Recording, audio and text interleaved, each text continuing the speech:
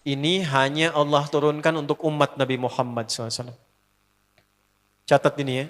Dan saya belum pernah bagi dimanapun yang ini, yang versi lengkapnya. Kalau bisa dilakukan, bukan hanya dosa digugurkan. Tapi setiap hurufnya mempercepat terkabulnya doa kita di hadapan Allah Subhanahu wa Ta'ala. Ya. Ada 2 surah di dalam Al-Quran yang bila 2 surah ini dibacakan, itu setiap hurufnya dihitung bisa berpotensi menggugurkan dosa sekaligus mengabulkan doa-doa yang dimintakan. Sepanjang doa itu baik untuk urusan dunia akhirat kita. Kalau salah satu kurang baik diperbaiki oleh Allah. Misal dunia baik tapi akhirat tidak. Maka diperbaiki oleh Allah kepada yang lebih baik. Surat pertama Al-Fatihah. Surah kedua Al-Baqarah. Ya. Sebelum doa baca tuh Al-Fatihah sama Al-Baqarah. Tapi Al-Baqarahnya tidak dari ayat yang pertama. Kepanjangan. Cukupkan di ayat 285 sampai ayat 286, 2 ayat terakhir. Hadisnya sahih. Kalau mau dikuatkan biasanya banyak ulama memasukkan ayat 284. Ada yang sudah masuk ke dalam Ka'bah di sini? Ini informasi saja. Dan 3 ayat ini, Al-Baqarah 284, 285, 286, itu ayat yang dituliskan di dinding Ka'bah. Itu yang saat berhala dikeluarkan, gambar-gambar dihapus, itu ya, syair-syair diganti dengan ayat Quran sehingga jadi kain kiswah Ka'bah di luar. Itu ada sejarahnya. Yang di dalam pun dihiasi dengan hiasan ayat Al-Quran. Di antara yang dituliskan itu Al-Baqarah ayat 284, 285, 286. Intinya di 285 dan 286-nya. Tadi rakaat pertama yang saya bacakan dalam salat Isya. Hadisnya sahih.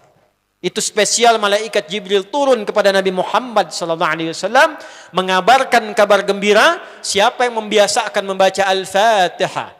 Ya, kemudian 2 ayat terakhir di Al-Baqarah dari amanar rasulu sampai fansurna 'alal qaumil kafirin, tidaklah dia membacakan itu kecuali setiap hurufnya dijaminkan mengabulkan doa-doa yang dia mohonkan sepanjang benar doanya dan tidak diselimuti maksiat. Ini maaf ya. Ini saya minta maaf dulu nih. Kalaupun Anda benar doanya khusyuk sampai nangis, tapi ada selimut maksiat dalam permohonan doa itu pengabulannya mental lagi. Hadisnya sahih. Thumma dzakara rajula yutilu as-safara ash'atha aghbara yamuddu yadayhi ila as-sama' fayaqulu ya rabb faqala Rasulullah sallallahu alaihi wasallam anna yustajabu lidzalik famat'amuhu haram mashrabuhu haram malbasuhu haram wa ghudhiya biharamin fa anna yustajabu lidzalik. Rawahu Muslim. Nabi mengisahkan seorang lelaki menempuh perjalanan jauh. Awas, menempuh perjalanan panjang untuk ketaatan itu mempercepat doa dikabulkan 2 kali lipat dibanding orang biasa. Makanya kalau ada orang mau ke Mekah umrah, mau haji, titip doa. Ada yang mau beasiswa ke Madinah, ke Mekah, ke Al-Azhar, ke Mesir, titip doa. Saya biasanya kalau mau berangkat umrah, Ustaz titip doa, ayo tulis banyak tuh. Enggak saya baca. Saya simpen aja, ntar dekat Ka'bah, ya Allah engkau maha mengetahui. Ya. Mohon kabulkan semua doa-doa ya dari teman-teman jamaah yang dititipkan dalam kertas yang telah mereka tuliskan itu. Simple Pak, daripada capek kita bacakan satu-satu. Dan alhamdulillah biasanya ya insya Allah terkabul. Insya Allah.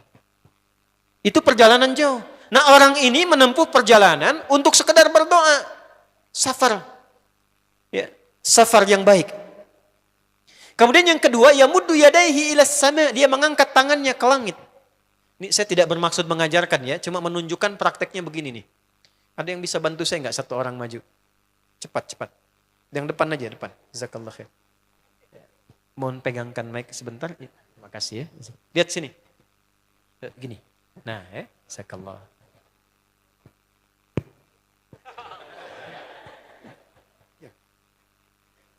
Nah, gini ya.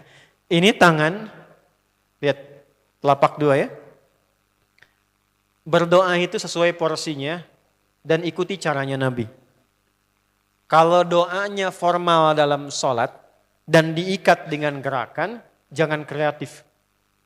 Ikuti seperti Nabi yang contohkan. Misal dalam sholat, shollu kama ra'aitumuni usolli. Sholatlah seperti kalian melihat aku sholat. Nanti ada 3 posisi atau sampai 4 posisi dalam sholat yang mempercepat terkabulnya doa. Posisi puncaknya sujud. Hadisnya sahih, inna ma aqrabal abdi min rabbihi wa huwa sajidun fa aktsirud doa. Keadaan terdekat antara hamba dengan Rabbnya adalah saat sujud, maka perbanyak doa saat sujud. Tangannya posisi sujud begini, menempel. Jadi nggak usah begini. Oke, begini. Nah, ini di luar sholat. Di luar sholat, kalau berdoa tangan begini, lihat baik-baik ya. Ini kitabnya agak banyak, bahasanya panjang, saya berikan yang simpelnya saja ya. Baik. Ini kan teman-teman telapak yang kanan, yang kiri ya. Padukan begini. Ya.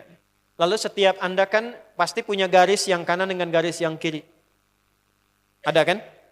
Itu membentuk keseimbangan. Awas, ini bukan ilmu otak-atik ya. Ini ada sanadnya nih. Pertemukan 2 garis itu sehingga seimbang tangan ini. Tuh.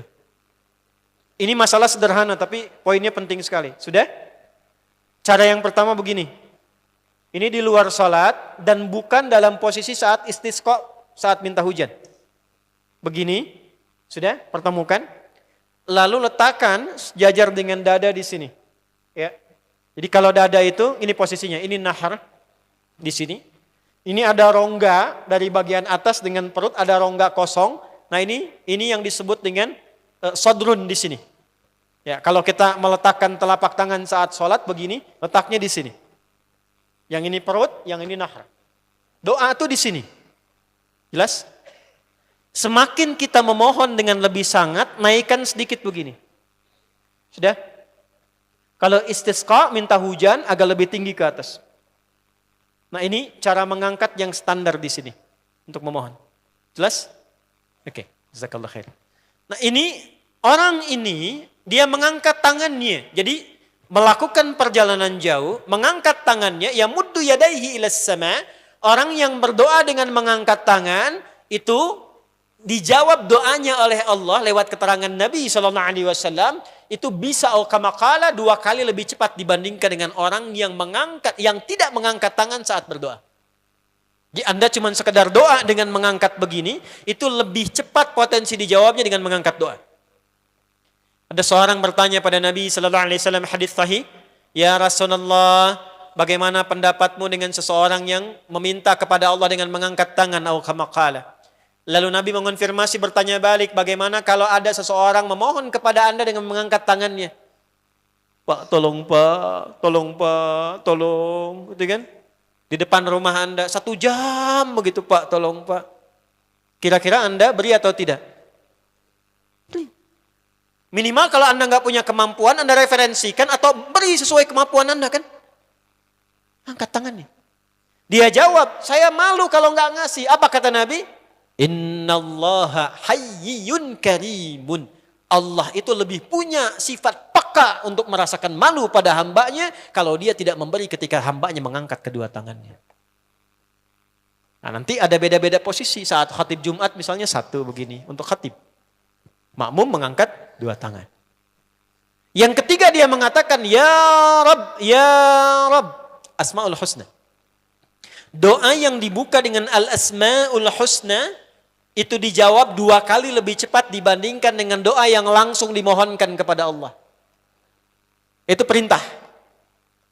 Tahu Nabi Zakaria? Nabi Zakaria apa ujiannya?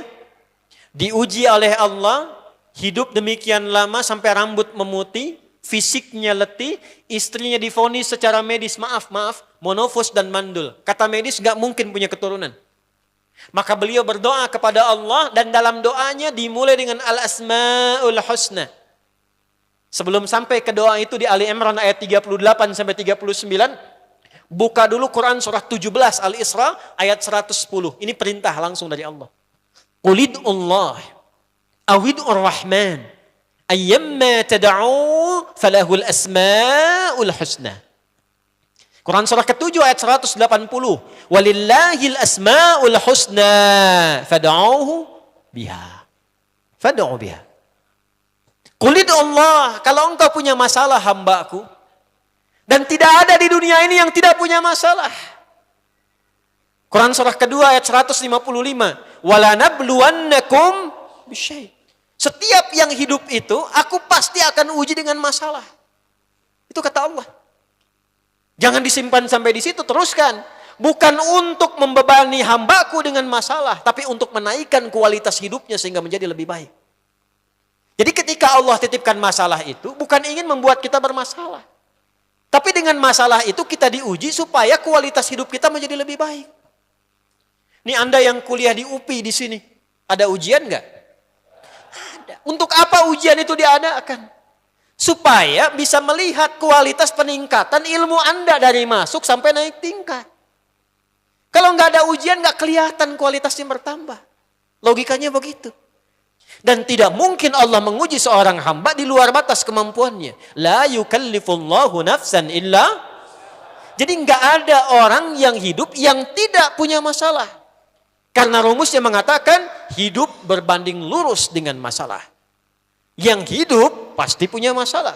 Yang tidak ingin punya masalah, tidak ingin hidup. Karena orang yang tidak hidup, yang hilang masalahnya, selesai hidupnya. Baik. Siapa yang tidak ingin punya masalah? Angkat tangan. Baik. Siapa yang ingin punya masalah? Alhamdulillah. Baik. Yang lain wallahu a'lam. Nah, kulit Allah kalau sedang diuji masalah, kan yang ngasih siapa? Yang nitipkan siapa? Yang punya solusinya siapa? Kalau Anda tahu yang punya solusinya Allah, kenapa curhatnya bukan kepada Allah? Kan sudah dicontohkan di Quran, kalau punya masalah curhatin ke Allah. Quran surah 12 ayat 86, sejak era Nabi Yakub. Masalah di rumah tangga, anak bermasalah curhatnya pada siapa? Allah. Innama ashku bathi wa huzni ilallah. Aku tuh kalau punya masalah, sesedih apapun, curhatnya Allah. Bentangkan sajadahmu. Curhatkan dalam sujudmu, tingkatkan takwamu. Wa may yattaqillaha yaj'al lahu makhraja. Quran surah 65 di akhir ayat yang kedua. Bentangkan sajadahmu, curhatkan, habiskan dalam sujudmu, keluarkan tangismu.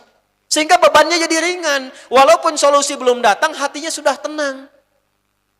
Yang diperintahkan panjangkan sajadahmu, bukan panjangkan statusmu.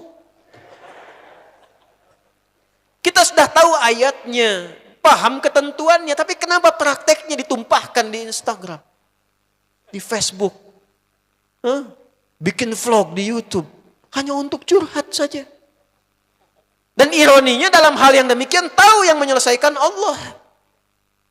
Sekarang tambah bonus, aminkan ya. Yang mengaminkan doa ini mudah-mudahan dihilangkan masalahnya. Puguma mana nanti bermasalah keneh di dia. Itu gimana kumaha tuh teh? Paham? Curhatkan sama Allah. Nah, bagaimana mintanya? Sebut namanya ya Allah. Awidur Rahman. Kalau kita ingin minta lebih cepat, minta dengan kelembutan Ar-Rahman. Rahman itu bisa disebut namanya ya Rahman, bisa cari cara mintanya yang paling lembut, yang menyentuh. Allah senang dengan kalimat yang menyentuh. Misal ya. Kembali ke Nabi Zakaria tadi. Quran surah 3 ayat 38. Hunalika da'a Zakaria rabbah. Qala rabbi habli min ladunka dzurriyyatan thayyibah. Innaka sami'ud du'a. Ya Allah, hamba-hambamu itu telah menghukumi aku dan istriku tak akan mungkin punya keturunan. Sedangkan engkau yang maha pemberi tanpa punya batasan. Mereka mengatakan istriku punya keterbatasan. Maka aku memohon kepadamu yang pemberianmu tak ada batasan. Mohon ya Allah anugerahkan keturunan dari sisimu saja ketika mereka mengatakan tidak mungkin itu punya. Sungguh engkau yang maha mendengar doaku ya Allah. Perhatikan, kalau kepada yang maha mendengar saja tidak terkabulkan, mohon tunjukkan kepadaku saat ini dengan cara apa lagi dan kepada siapa lagi aku mesti memohon. Itu dalam banget. Ya Allah, Engkau perintahkan aku berikhtiar mencari kerja, aku lakukan. Engkau perintahkan mengeluarkan keringatku dengan cara yang halal, aku kerjakan ya Allah. Engkau perintahkan aku jauhi yang Engkau larang, aku lakukan ya Allah. Sekarang aku telah berikhtiar dari sejak keluar, aku telah menunaikan sholat subuh seperti yang Engkau maha mengetahuinya. Dan menjelang malam aku mengadukan bahkan di rumahmu ya Allah hanya untuk sesuap nasi bagi istri dan anakku dari yang halal itu. Aku telah melakukan apa yang Kau perintahkan. Aku hanya memohon apa yang telah Kau janjikan. Kalau dengan semua ikhtiar yang aku kerjakan sampai detik aku bersujud di hadapanmu di rumahmu ini belum Kau kabulkan. Mohon tunjukkan kepadaku di malam ini ya Allah. Dengan cara apa lagi mesti aku memohon kepadamu? Minta. Pernah enggak begitu mintanya? Itu rahmat.